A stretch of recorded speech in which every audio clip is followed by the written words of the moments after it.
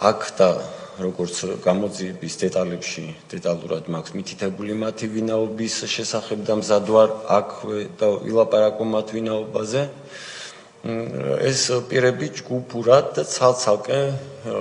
საღამოს 22 საათიდან დილის 4 საათამდე ჯვარის პოლიციის განყოფილებაში მოითხოვდნენ ერთადერთ ამ ტერორისტულ აქტში ადამიანების დადანაშაულებაში დახმარებას,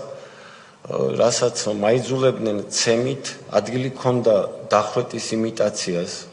გამიყვანა იმ ჟამინდელმა პოლიციის განყოფილების, ჯვარის პოლიციის განყოფილების უფროსმა ვახტანგ გაბაშიძემ და ცადა დახვრეტის იმიტაცია. გამიყვანა დასახვრეტად. შემდგომ მე თვითონ დავთანხმდი არჩევნის წინაშე დამაყენა ან დაგხვრეთ ან დამეხმარეო და მე პირადად ავირჩიე რომ დავეხვრიტე და მან გამიყვანა კიდევაც ამ მიზნით, მაგრამ როგორაც ჩატარებული საგამოძიებო ექსპერტიზის დროს მე თვითონაც მივხვდი რომ მას პირადად მან დამარტყა ვერ ვიტყვი იარაღის კონდახი რომელთაც დახვრეტით მემუქრებოდა თუ მუჭი, მაგრამ მე ამოვჭდი მიწაზე უგონო მდგომარეობაში და საბედნიეროდ არ დახვრეტილი. მის შემდგომ ის დამემუქრა რომ ეხლა ზუგდიდიდან მოვიდოდნენ პირები რომლებსაც ვერ გადაურჩებოდი და მოვიდნენ პირები რომლებიც არანაკლებ სისასტიკით გამოირჩეოდნენ. ეს იყო უკვე დილის პერიოდი, მთელი ღამის ცემისგან, წვალებისგან დაღლილიც,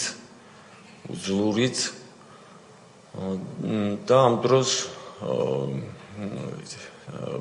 კოხტა კოდუა, რამდენადაც ვიცი ზუგდიდის პოლიციის რომელიღაც განყოფილების წარმომადგენლები იყვნენ, გიორგი სამუშია,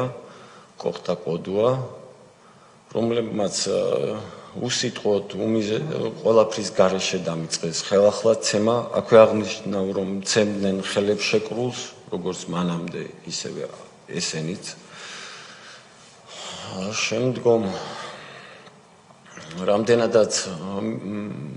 მათ უთხრეს რომ მე არ ვაპირებდი მათ დახმარებას,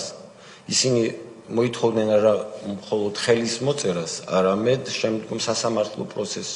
პროცესებში დახმარებას იმ პირების დადანაშაულებაში,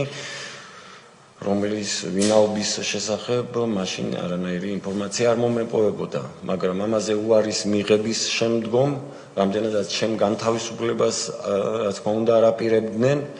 ხოლო ჩემს პატიმრობაში დასატოვებლად მათ შეთითხნეს ბრალეულობა თითქოს და მე ნარკოტიკული ნივთიერება, ჰეროინი და ცეცხლსასროლი იარაღი ვაზნებით ვიპოვე